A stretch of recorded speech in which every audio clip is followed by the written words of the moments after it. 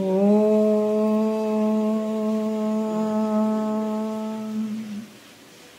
ಗುರುರ್ಬ್ರಹ್ಮ ಗುರುರ್ವಿಷ್ಣು ಗುರುರ್ದೇವೋ ಮಹೇಶ್ವರಃ ಗುರು ಸಾಕ್ಷಾತ್ ಪರಬ್ರಹ್ಮ ತಸ್ಮೈ ಶ್ರೀ ಗುರವೇ ನಮಃ. ಧ್ಯಾನ ಮೂಲ ಗುರುಮೂರ್ತಿ ಪೂಜೆ ಮೂಲ ಗುರುಪಾದ ಮಂತ್ರ ಮೂಲ ಗುರುವಾಕ್ಯ ಮುಕ್ತಿ ಮೂಲ ಗುರುಕೃಪಃ. ಶ್ರೋತ್ರಿಯ ಬ್ರಹ್ಮನಿಷ್ಠ ಸದ್ಗುರು ಬಸವಾನಂದರ ಪಾದಕಮಲಗಳಿಗೂ ಅವರ ಪ್ರತಿರೂಪದಂಥ ನಿಜಗುಣಪ್ಪನವರ ಪಾದಕಮಲಗಳಿಗೂ ನನ್ನ ದೀರ್ಘದಂಡ ಪ್ರಣಾಮಗಳನ್ನು ಸಲ್ಲಿಸುತ್ತಾ, ಸದ್ಗುರು ಮಾರ್ತಂಡ ಸಾವಯ ಸದ್ಗುರುಗಳ ಪಾದಕಮಲಗಳಿಗೂ ಹಾಗೂ ರಾಯಪ್ಪ ಸದ್ಗುರುಗಳ ಪಾದಕಮಲಗಳಿಗೂ ನನ್ನ ದೀರ್ಘದಂಡ ಪ್ರಣಾಮಗಳನ್ನು ಸಲ್ಲಿಸುತ್ತಾ, ಗುರು ಸ್ವರೂಪರಂಥ ನನ್ನ ಪತಿದೇವರಿಗೂ ಕೂಡ ನನ್ನ ದೀರ್ಘದಂಡ ಪ್ರಣಾಮಗಳನ್ನು ಸಲ್ಲಿಸುತ್ತಾ, ಮನದಲ್ಲಿ ಸ್ಮರಿಸಿಕೊಳ್ಳುತ್ತಾ, ತಮ್ಮೆಲ್ಲರಿಗೂ ವಂದಿಸುತ್ತಾ, ಇವತ್ತಿನ ಪರಮಾರ್ಥ ಗೀತೆ ಸಪ್ತಮ ಗತಿ ನಡೆದದ, ಅಂದರೆ 7ನೇ ಗತಿ ನಡೆದದ. ಅದರಲ್ಲಿ ನಿನ್ನೆ ವಿಚಾರಗಳು ಭಾಳ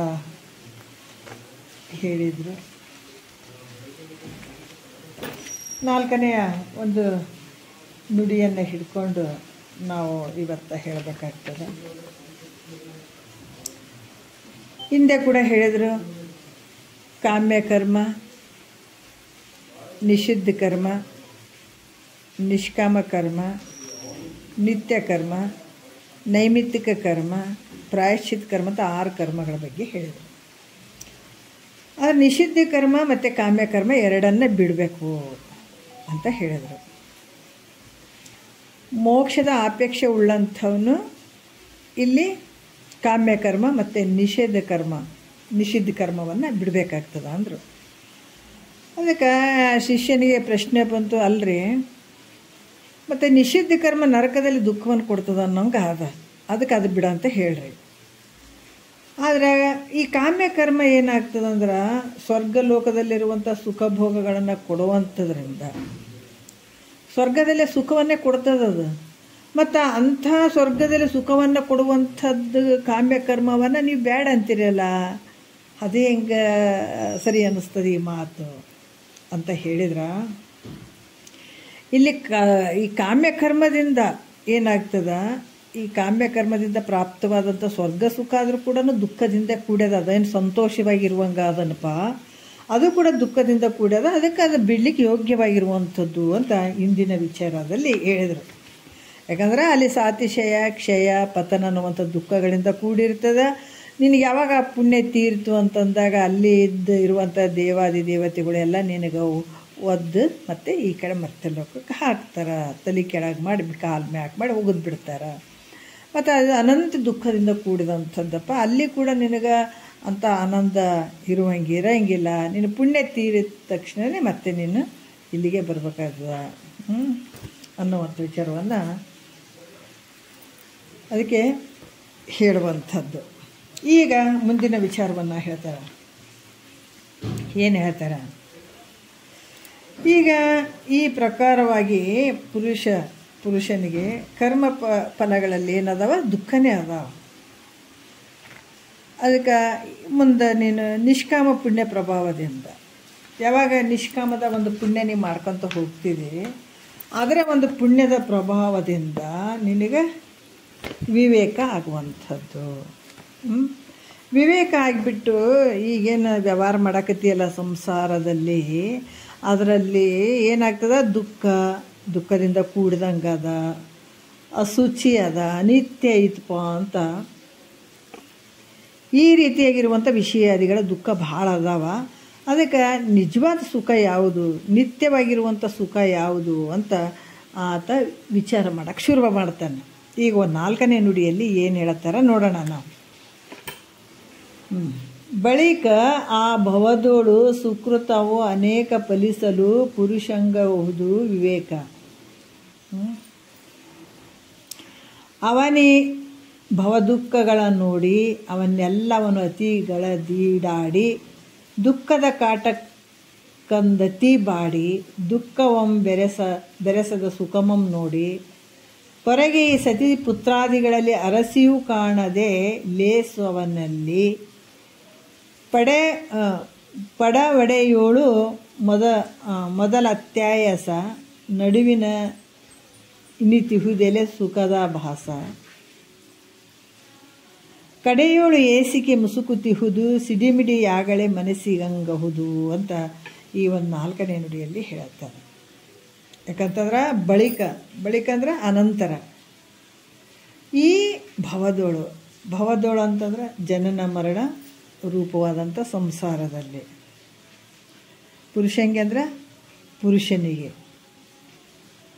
ಅನೇಕ ಪುಣ್ಯಗಳು ಪ್ರಾಪ್ತಿಯಾದಾಗ ನೋಡ್ರಿ ಅವಾಗ ಏನಾಗ್ತದೆ. ಅದಕ್ಕೆ ಒಂದು ವಿಚಾರ ಬಹಳ ಮುಖ್ಯವಾಗಿರುವಂಥದ್ದು ನಾವು ಮಹಾತ್ಮರು ಕೂಡ ಹೇಳ್ತಾರೆ. ಯಾವಾಗ ಈ ಒಂದು ಸಂಸಾರ ಅನ್ನುವಂಥದ್ದು ಅದನ್ನೇ ಹೇಳ್ತಾರೆ ನೋಡ್ರಿ. ಯಾಕಂದ್ರೆ ಅನೇಕ ಫಲಿಸಲು ಪುರುಷಂಗವುದು ವಿವೇಕ. ಯಾವಾಗ ಪುಣ್ಯದ ಫಲ ಜಾಸ್ತಿ ಆಗ್ತದ ಅಂದರೆ ಕರ್ಮಗಳಿಂದ ಅನೇಕ ಜನ್ಮಗಳನ್ನು ಪಡೆದಿರ್ತಾನೆ. ಅಲ್ಲಿ ಜನ್ಮಗಳಲ್ಲಿ ನಿತ್ಯ ನೈಮಿತ್ತಿಕ ನಿಷ್ಕಾಮ ಪುಣ್ಯಗಳನ್ನು ಮಾಡಿರ್ತಾನೆ. ಆ ಪುಣ್ಯದ ರಾಶಿ ಪರಿಪಕ್ವವಾಗಿರುವಂಥದ್ದು.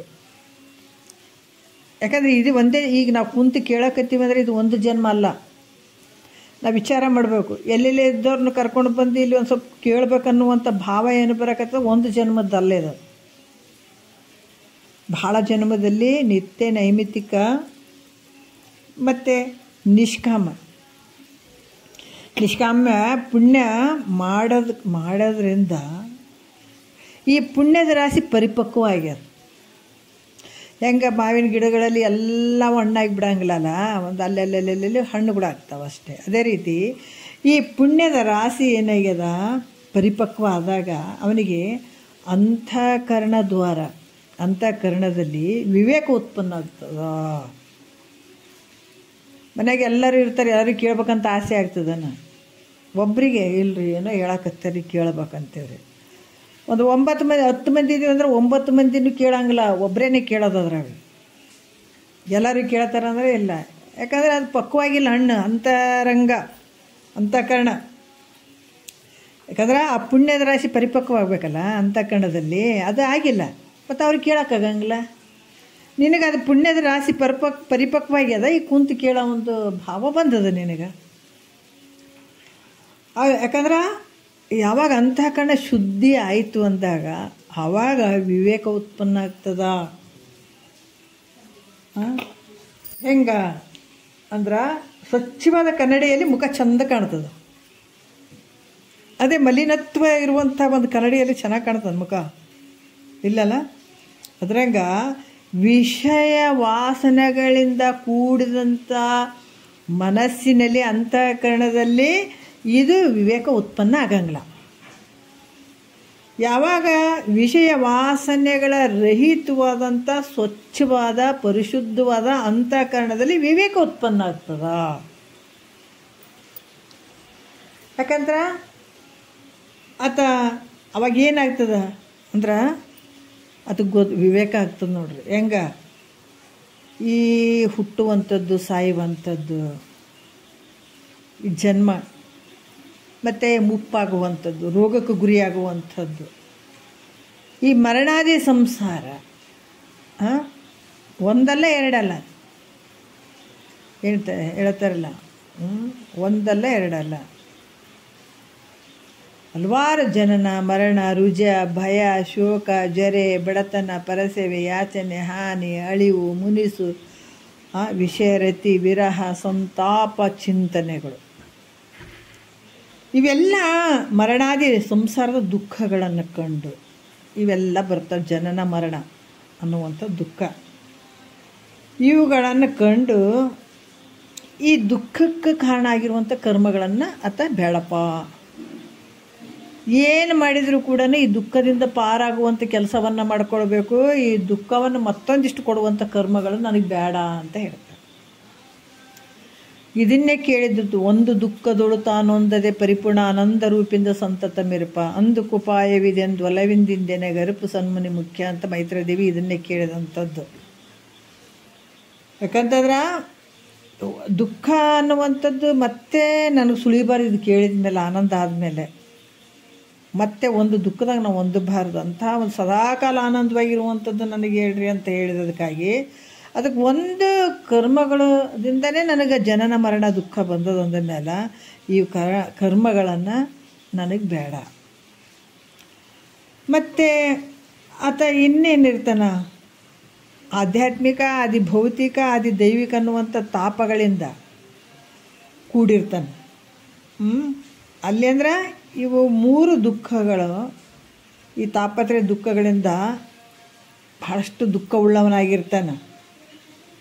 ಅಂದ್ರೆ ಈ ವಿಷಯ ಮಿಶ್ರವಾದಂಥ ವಿಷ ಮಿಶ್ರಿತವಾದಂಥ ಒಂದು ಅನ್ನದಂಗೆ ಅರ್ಥ ಐತಲ್ಲ. ಹೆಂಗೆ ಈ 3 ತಾಪಗಳು ಬಂದು ಒದಗ್ತವ ಅನ್ನುವಂಥ ದುಃಖದಿಂದ ಕೂಡಿರ್ತಾನೆ. ವಿಷಯ ಮಿಶ್ರಿತವಾದ ಅನ್ನದಂತೆ. ಮತ್ತು ಖಡ್ಗದ ದಾರಿಗೆ ಜೇನುತುಪ್ಪವನ್ನು ಚಿನ್ನಕ್ಕಿದಂತೆ. ಖಡ್ಗ ಬಹಳಷ್ಟು ಚೂಪಿರ್ತದೆ, ಹೌದಿಲ್ಲ? ಅದಕ್ಕೆ ಜೇನುತುಪ್ಪ ಚಿನ್ನಕ್ಕಂದ್ರೆ ಕೊಯ್ಲಾರ್ದು ಬಿಡ್ತದೆ ಅನ್ನೋದು. ಅದು ನೆಕ್ಕಕ್ಕೆ ಹೋದ್ರೆ ಚೆನ್ನಾಗೈತಪ್ಪ, ರುಚಿ ಐತೆ ಅಂತೇಳಿ ನೆಕ್ಕಕ್ಕೆ ಹೋದ್ರೆ ಕೊಯ್ಲಾರ್ದು ಬಿಡ್ತದೆ ಅನ್ನೋ, ನಾಲಿಗೆ ಕತ್ತರಿಸಿ ಹೋಗ್ಬಿಡ್ತದೆ. ಅದರಂಗೆ ಇದು ಕೂಡ. ಮತ್ತು ವಿಶ್ವಾಸಘಾತಕ. ಈ ವಿಶ್ವಾಸಘಾತಕ ಸವಿ ಮಾತಿನಂತೆ. ಮನಸ್ಸಿನಾಗ ಅವನಿಗೆ ಒಳ್ಳೇದಾಗಲಿ ಅಂತ ಇರೋಂಗಿಲ್ಲ. ಈತ ನಂಬಿರ್ತಾನ, ವಿಶ್ವಾಸ ಮಾಡ್ತಿರ್ತಾನ. ಆತ ಏನು ಮಾಡ್ತಾನೆ, ಭಾಳಷ್ಟು ಚಂದ ರುಚಿಯಾಗಿ ಮಾತಾಡ್ತಾನೆ, ಭಾಳ ಏನಂದ್ರೆ ಸವಿಯಾಗಿ ಮಾತಾಡ್ತಾನೆ. ಏನು ಹೌದನ್ನಂಗೆ ನಂಬಬೇಕು ಆ ಥರ ಮಾತಾಡಿಬಿಟ್ಟು ಅದನ್ನು ಒಂದು ತಪ್ಪು ದಾರಿಗೆ ತೊಗೊಂಡು ಬರ್ತಾನೆ ಆತ. ಈ ರೀತಿ ಮಾತಾಡೋದು ಮಾತ್ರ ಅದಕ್ಕೆ ಹೇಳ್ತಾರಲ್ಲ, ನಕ್ಕ ಹೇಳಿದರು ಏನೋ ಹೇಳ್ತಾರೆ, ಒಂದು ನುಡಿ ಹೇಳ್ತಾರೆ, ಬೈದು ಹೇಳಿದ್ರು ಒಳ್ಳೇದಕ್ಕೆ ಹೇಳ್ತಾರೆ ಅಂತ. ಅದಕ್ಕೆ ಭಾಳಷ್ಟು ಸವಿಯಾದ ಮಾತಾಡ್ತಾನೆ, ಅದ್ರ ಒಳಗಡೆ ಮಾತ್ರ ಭಾಳಷ್ಟು ಕಹಿ ತುಂಬಿಕೊಂಡಿರ್ತಾನತ್ತ. ಹಾಗಾಗಿ ವಿಶ್ವಾಸಘಾತಕನ ಸವಿ ಮಾತಿನಂತೆ. ಮತ್ತು ಎಲ್ಲ ವಿಷಯ ಸುಖಗಳು ದುಃಖಗಳಿಂದ ಕೂಡಿಕೊಂಡಿರ್ತಾವ. ಎಲ್ಲ ವಿಷಯ ಸುಖಗಳು ಏನದಾವ ಅವು ದುಃಖಗಳಿಂದ ಕೂಡಿಕೊಂಡಿರ್ತಾವ. ಈ ರೀತಿ ಸಂಸಾರವನ್ನು ನಂಬಿದರೆ ಹಿಂಗೆಲ್ಲ ಆಗ್ತದೆ. ಅದಕ್ಕೆ ಹಂಗಂದ್ರೆ ಈ ದುಃಖಗಳಿಂದ ಕೂಡದೇ ಇರುವಂಥ ಈ ದುಃಖಗಳು ಏನು ಇರಬಾರ್ದು. ಆ ದುಃಖಗಳಿಂದ ಕೂಡದೇ ಇರುವಂಥ ನಿತ್ಯ ಸುಖಗಳು ಎಲ್ಲಿದಾವ ನೋಡ್ರಿ, ಎಲ್ಲಿರ್ಬೋದು. ವಿಷಯಾದಿಗಳು ಭಾಳಷ್ಟು. ಯಾಕಂದ್ರೆ ಈಗ ಶಬ್ದ ಸ್ಪರ್ಶ ರೂಪು ರಸಗಂಧ ಅನ್ನುವಂಥದ್ದು 5 ಜೀವಿಗಳು 5 ವಿಷಯಗಳಿಗೆ ಒಂದೊಂದು ತಮ್ಮ ಪ್ರಾಣವನ್ನೇ ಕೊಟ್ಟಿದ್ದಾವೆ. ಶಬ್ದಕ್ಕೆ ಚಿಗುರೆ ಪ್ರಾಣ ಕೊಡ್ತು, ಸ್ಪರ್ಶಕ್ಕೆ ಆನೆ ಪ್ರಾಣ ಕೊಡ್ತು, ಅದು ಒಳಗಾಯಿತು. ರೂಪಿಗೆ ಏನು ಪತಂಗ ಮರಳಾಯಿತು, ಅದು ತನ್ನ ಒಂದು ಪ್ರಾಣವನ್ನು ಕೊಡ್ತು. ರಸಕ್ಕೆ ಮೀನು ಬಲಿಯಾಯಿತು, ಗಂಧಕ್ಕೆ ಭ್ರಮರ ಬಲಿಯಾಯಿತು. 5 ವಿಷಯ ನಿನಗದಾವ. ಮತ್ತು 5 ವಿಷಯಗಳನ್ನು ತೊಗೊಂಡ್ರೆ ಈ ಥರ ಆಗ್ತದೆ ನೋಡಿ. ವಿಷ ಮಿಶ್ರಿತವಾದಂಥ ಅನ್ನದಂಗೆ ಕಡ್ಗೆ ಕಚ್ಚಿದಂಥ ಜೇನುತುಪ್ಪ ನೆಕ್ಕಿದ್ರೆ ಅದು ನಾಲಿಗೆ ಕೊಯ್ಲಾರ್ದು ಬಿಡ್ತದೆ, ಕಟ್ಟಾಗಿಬಿಡ್ತದಲ್ಲ. ಆ ರೀತಿ ಇದು ಬರೀ ದುಃಖದಿಂದ ಕೂಡಿದವಪ್ಪ. ಈ ವಿಷಯಾದಿಗಳಲ್ಲಿ ಸುಖ ಇಲ್ಲ. ನಿಜವಾದ ಸುಖ ಯಾವುದು ಅಂತ ಮನಸ್ಸು ಹುಡುಕ್ಲಕ್ಕೆ ಶುರು ಮಾಡಿಬಿಡ್ತದೆ ಅವಾಗ. ಮತ್ತು ಅದು ನನಗೆ ಹೆಂಗೆ ಪ್ರಾಪ್ತಿ ಆಗ್ತದೆ? ನಿಜವಾದ ಸುಖ, ಯಾವಾಗಲೂ ಇರುವಂಥ ಸುಖ, ಆನಂದದ ಮಾರ್ಗ ನನಗೆ ಯಾವಾಗ ಪ್ರಾಪ್ತಿ ಆಗ್ತದೆ? ಅದನ್ನು ನನಗೆ ತೋರಿಸುವವರು ಯಾರು? ಅಂಥ ಆನಂದದ ಮಾರ್ಗವನ್ನು ಹೇಳಿಕೊಡುವಂಥವ್ರು ಜಗತ್ತಿನೊಳಗೆ ಯಾರದಾರ ಅಂತ ಮನಸ್ಸಿನಲ್ಲಿ ಆಲೋಚನೆಯನ್ನು ಮಾಡೋಕ್ಕೆ ಶುರು ಮಾಡ್ತಾನತ್ತ. ಮತ್ತು ಆತ ಏನು ಮಾಡ್ತಾನೆ, ಪ್ರತ್ಯಕ್ಷವಾಗಿ ಕಾಣ್ತಾ ಮನ್ಯಾಗ ಇರ್ತಾರಲ್ಲ ಈ ಹೆಂಡತಿ ಮಕ್ಕಳು, ಆಸ್ತಿ ಅಂತಸ್ತು ಇವೆಲ್ಲವುಗಳು ಇಲ್ಲಿ ಕೂಡ ಏನು ಹೇಳ್ತಾನ, ದುಃಖದಿಂದ ಬೆರೆಸದಿದ್ದ ಅಚ್ಚ ಸುಖವೇನಾದರೂ ಇರ್ಬೋದಂತ ವಿಚಾರ ಮಾಡ್ತಾನೆ. ಇದ್ರಾಗ ಏನಾದರೂ ಸುಖ ಐತೇನು, ಅಚ್ಚ ಸುಖ ಐತೇನು? ಅಲ್ಲಿ ದುಃಖದಿಂದ ಬೆರೆಸದಿದ್ದ ಅತ್ತ ಸುಖವೇನಾದರೂ ಐತೇನೋ ಅಂತ ವಿಚಾರ ಮಾಡ್ತಾನೆ. ವಿಚಾರ ಮಾಡಿ ನೋಡಿದ್ರು ಕೂಡ ಹೆಂಡತಿ ಮಕ್ಕಳು ಬಲ್ಲಿ ರೊಕ್ಕ ರೂಪಾಯಿ ಬಲ್ಲಿ ಇದರಲ್ಲೇ ನಾನು ಅತ್ತ ಸುಖ ಐತೇನು ನನಗಂತ ಅಲ್ಲಿ ಕೂಡ ವಿಚಾರ ಮಾಡ್ತಾನೆ. ಆದರೆ ವಿಚಾರ ಮಾಡಿ ಎಷ್ಟು ವಿಚಾರ ಮಾಡ್ತಾನೆ, ವಿಚಾರ ಮಾಡಿ ನೋಡಿದ್ರು ಕೂಡ ಹೆಂಡತಿ ತಾಸಿಗೆ ತೊಲಿ ತಾಸಿಗೆ ಮಾಸಿ, ರೊಕ್ಕ ಕೊಟ್ರೆ ಒಳ್ಳೆಯವ, ರೊಕ್ಕ ಕೊಡಲಿಲ್ಲ ಅಂದರೆ ಕೆಟ್ಟವ, ತಂದು ಹಾಕಿದ್ರೆ ಒಳ್ಳೆಯವ, ತಂದು ಹಾಕಲಿಲ್ಲ ಅಂದರೆ ಕೆಟ್ಟವ. ಮಕ್ಕಳು ತಂದು ದುಡ್ದು ಹಾಕೋವರೆಗೂ ಮಕ್ಕಳು ಅಂತಾರೆ, ತಂದು ದುಡ್ದು ಹಾಕಲಿಲ್ಲ ಅಂತ ನಮ್ಮ ಅಪ್ಪ ಏನಂತ ಅವ್ರು ಅಂತಾರೆ, ಅವ್ರ ಮುಖ ಮುಸುಡಿ ಅವರು ತಿರುಗುತ್ತಾರೆ. ಬಂಧು ಬಳಗದವರಂತೂ ದೂರೇ ಉಳಿತು. ಮತ್ತು ಈ ದನಾದಿ ಅವನ್ನ ಶಾಶ್ವತ ಅದಾವೇನೋ, ಯಾವಾಗ ನೆರೆ ಅವಳಿ ಬಂತಾರೆ ಎಲ್ಲ ಕಿತ್ಕೊಂಡು ಹೋಗ್ತಾವೆ, ಬೆಂಕಿ ಎತ್ತರ ಸುಟ್ಟು ಹೋಗ್ತದೆ, ಕಳ್ಳರ ಕಾಕರ ತೊಗೊಂಡು ಹೋಗ್ತಾರೆ, ಅವು ಶಾಶ್ವತನೂ ಅಲ್ಲ. ಇವೆಲ್ಲ ವಿಷಯಗಳು ನೋಡ್ತಾನೆ ಇವು ಯಾವ ಸುಖ ಕಾಣವಲ್ಲಪ್ಪ ನನಗೆ ಅಂತ ಅಲ್ಲಿ ಕಂಡು ಸುಖ ಅಂತ ಅನಿಸೋದೇ ಇಲ್ಲ. ಅಲ್ಲಿ ಕೇವಲ ದುಃಖ ತೋರ್ತದೆ. ಯಾಕಂದರೆ ಹೆಂಡ್ತಿ ಭಾಳ ಪ್ರೀತಿಯಿಂದ ಅದಾಳಪ್ಪ, ಭಾಳ ಚಂದ ಅದಾಳಂದ್ರೂ ಕೂಡ ಆಯುಷ್ಯ ಯಾರ ಮನೆ ಇದೆ, ಆಕ್ಯಾರ ಹೋಗ್ಬೋದು ಫಸ್ಟು, ಈ ವಾರ ಹೋಗ್ಬೋದು ಫಸ್ಟು, ಅದನ್ನು ದುಃಖನೇ ಅಲ್ಲ. ಈ ರೀತಿಯಿಂದಲೇ ದುಃಖ ಕಂಡು ಬರ್ತದೆ ಅಲ್ಲಿ. ಅದಕ್ಕೆ ಏನು ವಿಚಾರ ಮಾಡಿದ್ರು ಕೇವಲ ದುಃಖ. ಏನು ಬಾಲ್ಯ ವ್ಯವಸ್ಥೆ ನಾವು ಅನುಭವಿಸ್ತಾ ಇದ್ದೀವಿ ಅಂದರೆ ಅದು ಸ್ವಲ್ಪ ದಿವಸ, ಏನು ಯೌವನ ಅವಸ್ಥೆ ಅನುಭವಿಸ್ತಾ ಇದ್ದೀವಿ ಅಂದರೆ ಅದು ಸ್ವಲ್ಪ ದಿವಸ, ಏನು ಈ ಭೂಮಿ ಮೇಲೆ ಇರ್ತೀವಪ್ಪ ಅಬ್ಬಬ್ಬ ಅಂತಂದ್ರೆ ಮುಪ್ಪಿನ ಅವಸ್ಥೆಗೆ ಯಾವಾಗೋ ಏನೋ ಗೊತ್ತಿಲ್ಲ, ಅದು ಒಂದು ದುಃಖ ಅದ. ಅದಕ್ಕೆ ಎಲ್ಲಿ ಹುಡುಕಿದ್ರು ಕೂಡ ಬರೀ ದುಃಖನೇ ಐತೆ, ಸುಖ ಅನ್ನುವಂಥದ್ದು ತೋರ್ತಾನೆ ಇಲ್ಲ. ಮತ್ತು ಇವ್ರನ್ನೆಲ್ಲ ಪಡ್ಕೋಬೇಕಾದ್ರೂ ದುಃಖನೇ ಅದ. ಸ್ತ್ರೀ ಪುತ್ರ ಧನಾದಿಗಳನ್ನು ನಾವು ಸಂಪಾದನೆ ಮಾಡಬೇಕಾದ್ರೂ ಕೂಡ ಮೊದಲ ತನು ಮನಗಳಿಗೆ ಬಹಳ ತ್ರಾಸಾಗ್ತದೆ, ಹೌದಲ್ಲ? ಮನಸ್ಸಿಗೆ ಮತ್ತು ಈ ಶರೀರಕ್ಕೆ ಹಲವಾರು ರೀತಿಯಿಂದ ತೊಂದರೆ ಆಗ್ತದೆ. ಪ್ರಾಪ್ತಿ ಆಯ್ತಪ್ಪ ಅಂತಂದ್ರೆ ಅಂಥ ಸಂದರ್ಭದಲ್ಲಿ ಸಿನಿಮಾದಲ್ಲಿ ಛಾಯಾಗೊಂಬೆಗಳು ತೋರಿದಂಗೆ, ಸಿನಿಮಾದಾಗ ನಾವು ಚಿತ್ರಗಳನ್ನು ನೋಡ್ತೀವಲ್ಲ, ಅವು ತೋರಿದಂಗೆ ಅಲ್ಲಿ ಆಭಾಸ ಸುಖ ತೋರ್ತದೆ. ಅದು ಯಾವತ್ತು ಹಿಂಗೆ ಇರ್ತೀವೇನೋ ಅನ್ನಂಗೆ ತೋರ್ತದೆ, ಅದು ಇದೇ ಸುಖದಾಗ ಇರ್ತೀವೇನೋ ಅನ್ನಂಗೆ ತೋರ್ತದೆ. ಮತ್ತು ಅದು ಉಪಭೋಗ ಮಾಡಬೇಕಾದಾಗ ಅಂದ್ರೆ ಅಂತ್ಯಕಾಲದಲ್ಲಿ ಸಂಪಾದನೆ ಮಾಡಿಕೊಂಡನು. ಯಾಕಂತಾರೆ ಏನು ಹೇಳ್ತಾರೆ, ಅಂತ್ಯಕಾಲದಲ್ಲಿ ವಿಷಯಗಳಲ್ಲಿ ಏನಾಗ್ತದೆ, ಜಿಗುಪ್ಸೆ ಬರ್ತದೆ. ಅಲ್ಲಿ ಯಾಕಾರ ಮಾಡಿದೆ ಇಷ್ಟೆಲ್ಲ ಅನ್ನುವಂಥ ಭಾವನೂ ಬರ್ತದೆ. ಯಾಕಂತಂದರೆ ಈ ವಿಷಯಗಳಾದರೂ ಕೂಡ ನಾನು ಯಾಕೆ ಸಂಪಾದನೆ ಮಾಡಿದೆ, ಇಷ್ಟು ಒದ್ದಾಡಿದೆ. ಆದ್ರೆ ನಾವು ಹೇಳ್ತೀವಿ ಸ್ವಲ್ಪ ದಿವಸ ನಾವು ಎಷ್ಟೇ ದುಡ್ಡು ಸಂಪಾದನೆ ಮಾಡಿದ್ದೀವಿ ಅಂತಂದ್ರೂ ಕೂಡ ಈ ಶರೀರ ಯಾವಾಗಲೂ ಸ್ವಲ್ಪ ಕ್ಷೀಣ ಆಗುವಂಥದ್ದೇ, ರೋಗಾದಿಗಳಿಗೆ ತುತ್ತಾಗುವಂಥದ್ದೇ. ಆವಾಗ ಜೀವನ ನಿಜವಾದ ಜೀವನ ಗೊತ್ತಾಗ್ತದೆ. ಅದಕ್ಕೆ ಅಂತ್ಯಕಾಲದಲ್ಲಿ ಭಾಳಷ್ಟು ಯಾವ ದುಡ್ಡು ಬೇಡ, ಏನು ಬೇಡ ನೋಡ್ರಿ, ಭಾಳಷ್ಟು ಕಷ್ಟ ಆಗ್ತದೆ. ಆವಾಗ ಬೇಡ ಅನ್ನಿಸ್ತದೆ, ಎಲ್ಲದ್ರ ಮೇಲೆ ಒಂಥರ ಜಿಗುಪ್ಸೆ ಬಂದಂಗೆ ಆಗಿಬಿಡ್ತದೆ. ಅದಕ್ಕೆ ಇದನ್ನು ಯೋಚನೆ ಮಾಡ್ತಾನೆ, ಭಾಳ ಯೋಚನೆ ಮಾಡ್ತಾನೆ, ನಾನು ಯಾಕೆ ಸಂಪಾದನೆ ಮಾಡಿದ್ನೋ, ಏನು ಮಾಡಿದ್ನೋ. ಯಾಕಂದ್ರೆ ಮಕ್ಕಳು ಮರಿಗಳು ಯಾರು ಮಾತು ಕೇಳಂಗಿಲ್ಲ, ದುಡ್ಡು ಕಸ್ಕೊಂಡು ಬಿಡ್ತಾರೆ. ನಾನಾ ರೀತಿಯಿಂದ ಕಷ್ಟಗಳಲ್ಲಿ ಆದಾಗ ನಾನು ಯಾಕಂದ್ರೆ ಇಷ್ಟೆಲ್ಲ ಕಷ್ಟಪಟ್ಟು ಈ ದುಡ್ಡು ಸಂಪಾದನೆ ಮಾಡಿದ್ನು ಅನ್ನುವಂಥ ಭಾವ ಬರುವಂಥದ್ದು. ಯಾಕಂತಂದ್ರೆ ಇದು ಯಾವ ರೀತಿ ಒದ್ದಾಡ್ತಾ ಇದ್ದಾನಂತಂದ್ರೆ ನೀರಲ್ಲಿ ಹಾಕಿದ ಮೀನು ಹೆಂಗೆ ಕಡಕ್ಕೆ ತೆಗೆದಾಗ ಒದ್ದಾಡ್ತದೆ ಆ ರೀತಿ ಒದ್ದಾಡ್ತಾ ಇರ್ತಾನೆ. ಮನಸ್ಸು ಚಡ್ಪಡಿಸ್ತಾ ಇರ್ತದೆ ಕೊನೆಗಾಲದಲ್ಲಿ. ಅದಕ್ಕೆ ಈ ರೀತಿ ಇಲ್ಲಿ ಸ್ತ್ರೀ ಪುತ್ರ ಮತ್ತು ಧನಾದಿ ಇವೆಲ್ಲ ವಿಷಯಗಳ ದುಃಖ ಭಾಳ ಅದಾವೆ. ಅದಕ್ಕೆ ಸತಿ ಪುತ್ರರೆನ್ನವರೆಂದು ನೆಚ್ಚಿರುವೆ, ಮರಣ ಕಾಲದಿ ನಿನ್ನ ಹಿಂದೆ ಬಹರೆ, ಇರುವ ದ್ರವ್ಯವೆಲ್ಲವನ್ನು ಕೊಟ್ಟು ಕಳಿಸುವರೆ, ಯಮಪುರದ ಬಾಧೆಯನ್ನು ಬಂದು ಬಿಡಿಸಿಕೊಂಬುವರೆ ಅಂತ ಸರ್ಪಭೂಷಣರು ಹೇಳ್ತಾರೆ. ಎಲ್ಲರೂ ನನ್ನವರು ಅಂದ್ಕೊಂಡು ಜನ್ಮಾಂತರದಲ್ಲಿ ಇಷ್ಟೆಲ್ಲ ಮೋಹ ಮಾಡ್ಕೊತ ಬಂದಿದೆ ಅಂತಂದ ಮೇಲೆ ಇಲ್ಲಿ ಆದರೂ ಕೂಡ ಅದರಿಂದ ಸುಖ ಐತೆ ನಿನಗಂದರೆ ಇಲ್ಲೇ ಇಲ್ಲ, ಅದರಲ್ಲಿ ದುಃಖನೇ ಐತೆ ಹೊರತಾಗಿ ಸುಖ ಅಂತೂ ಖಂಡಿತ ಇಲ್ಲ ಅನ್ನುವಂಥ ವಿಚಾರವನ್ನು ಇಲ್ಲಿ ಹೇಳ್ತಾರೆ.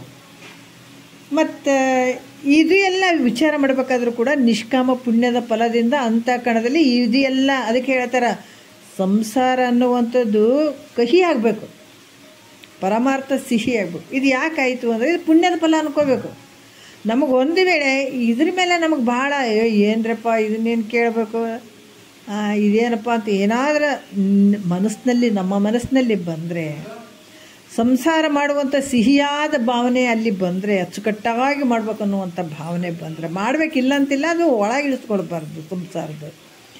ಅದಕ್ಕೆ ಈ ಭಾವಗಳು ಏನಾದರೂ ಬಂದರೆ ಅದು ಪಾಪದ ಫಲ ಅಂತ ಅಂದ್ಕೊಳ್ಬೇಕಾಗ್ತದೆ. ಸಂಸಾರದಲ್ಲಿ ಯಾವಾಗ ಉದಾಸೀನ ಭಾವ ಬಂತು ಅಂತಂದಾಗ ಅದು ಪುಣ್ಯದ ಫಲ ಅಂತ ಅಂದ್ಕೊಳ್ಬೇಕಾಗ್ತದೆ. ಅದಕ್ಕೆ ಈ ರೀತಿಯಾಗಿ ವಿಷಯಾದಿಗಳು ಸುಖ ಕೊಡ್ತಾವೆ ಅಂದರೆ ದುಃಖದಿಂದ ಕೂಡಿದವ, ಅದಕ್ಕೆ ಇದು ನನಗೆ ಬೇಕಾಗಿಲ್ಲ, ನನಗೆ ನಿಜವಾದ ಆನಂದ ಬೇಕು ಅಂತ ಸದ್ಗುರು ಯಾರಿದ್ದಾರ, ನನಗೆ ಎಲ್ಲಿ ಸಿಗ್ತಾರ ಅನ್ನುವಂಥ ಭಾವ ವಿವೇಕಾನಂದಲ್ಲಿ ಅಂತಃಕರಣದಲ್ಲಿ ಉದಯ ಆಯಿತು. ಇದು ಯಾವುದು ನಿಷ್ಕಾಮದ ಪುಣ್ಯದ ಫಲದಿಂದ. ಮತ್ತು ಇವಾಗ ಎಷ್ಟು ಅಂತಂದ್ರೆ 6ನೇ ನುಡಿಯಿಂದ ಹೇಳ್ತಾರೆ. ಏನು ಹೇಳ್ತಾರೆ? ಬಳಿಕ ಇಂತು ಈ ವಿಷಯಗಳ ನೋಡೆ ಗಳಿಲನೆ ಮೋಹಿಸಿ ಕೆಡುವವು ಕೂಡೆ. ನೋಡ್ರಿ, ಮುಗಿಲೊಡ್ಡಣ ಮಿಂಚಿನ ಕಳೆಯಂತೆ, ಮೃಗ ತೃಷ್ಣೆಯ ಕನಸಿನ ಸಿರಿಯಂತೆ, ಸುರಧನು ಬೊಬ್ಬಳಿಕೆಯ ಬಗೆಯಂತೆ, ತೆರೆ ದೀಪ ಜ್ವಾಲೆಯ ತೆರನಂತೆ, ಸುಳಿಗಾಳಿಯ ಮಣ್ಣಿನ ಪರಿಯಂತೆ, ಮಳೆಗಲ್ಲಿನ ನೆಳಲಂಚೆಗಳಂತೆ, ಯುವತಿಯ ಚಿತ್ತದ ಕಾಹುರದಂತೆ, ವಿವಿಧ ವಿಷಯವೆಲ್ಲವೂ ತಾವಿಂತೆ, ಅದರಿಂದುಡಮತಿಯೋದರೋಳ್ಸಲ್ಲ, ಮುದುವಣ ಮಾತ್ರವನಿತು ಮಲ್ಲಿಲ್ಲ ಅಂತ ಹೇಳ್ತಾರೆ ಅವರು. ಏನು ಹೇಳ್ತಾರ ಅಂದ್ರೆ, ಇಲ್ಲಿ ಯಾವ ರೀತಿ ಹೇಳ್ತಾರ ಅಂತಂದರೆ, ಈ ವಿಷಯಗಳು ಅದಾವಲ್ಲ, ಶಬ್ದ ಸ್ಪರ್ಶ ರೂಪ ರಸಗಂಧ, ಇವು ಹೆಂಗದಾವ? ಕ್ಷಣ ಭಂಗುರುಗಳಾಗಿದ್ದಾವೆ. ಅಂದರೆ ಕ್ಷಣದಲ್ಲಿ ತೋರಿ ಅಡಗುವಂಥವು ಅದಾವೆ. ಈ ಶಬ್ದದಾಗ ಯಾವತ್ತು ಶಬ್ದನೇ ಚಂದದಂತ ಕುಂದಿರ್ತೀವೇನ, ಸ್ಪರ್ಶನೇ ಚೊಲೋ ಐತಂತ ಕುಂದಿರ್ತೀವಿ, ಒಂದು ಬಿಡೋದು ಒಂದು ಬಿಡೋದು ಒಂದು. ಇವು ಕ್ಷಣ ಭಂಗುರುಗಳಾದರೂ ಕೂಡ ಇವು ಪ್ರಾಣಿಗಳಿಗೆ ಅಂದರೆ ಜೀವಿಗಳಿಗೆ ಭಾಳ ಮೋಹವನ್ನು ಉಂಟು ಮಾಡುವಂಥವದಾವಿವು. ಅದಕ್ಕೆ ಹುಟ್ಟಿನಿಂದ ಸಾಯೋವರೆಗೂ ಇದೇ ಒಂದು ವಿಷಯಗಳಲ್ಲಿ ಬಳಲ್ತಾ ಇದ್ದೀವಿ, ಇದೇ ವಿಷಯಗಳಲ್ಲಿ ಓಡಾಡ್ತಾ ಇದ್ದೀವಿ, ಇದೇ ವಿಷಯಗಳಲ್ಲಿ ಮೋಹ ಮಾಡ್ತಾ ಇದ್ದೀವಿ. ಬೆಳಗ್ಗೆಯಿಂದ ಮಲಗೋವರೆಗೂ, ಹುಟ್ಟಿನಿಂದ ಸಾಯೋವರೆಗೂ ಇವು ಮೋಹನುಂಟು ಮಾಡ್ತಾವೊಂದು. ಮತ್ತು ತಮ್ಮಷ್ಟಕ್ಕೆ ತಾವೇ ನಷ್ಟಗಳಾಗ್ತಾವ. ಅನೇಕ ದೃಷ್ಟಾಂತಗಳನ್ನು ಕೊಟ್ಟು ಹೇಳ್ತಾರೆ. ಈಗ ಬಳಿಕಿಂತು ಈ ವಿಷಯಗಳ ನೋಡೆ ಗಳಿಲೆನೆ ಮುಗಿಸಿ ಕೆಡುವವು ಕೂಡೆ ಅಂತ ಹೇಳ್ತಾರೆ. ಏನಂತ? ಬಳಿಕ ಅಂದ್ರೆ ಅನಂತರ.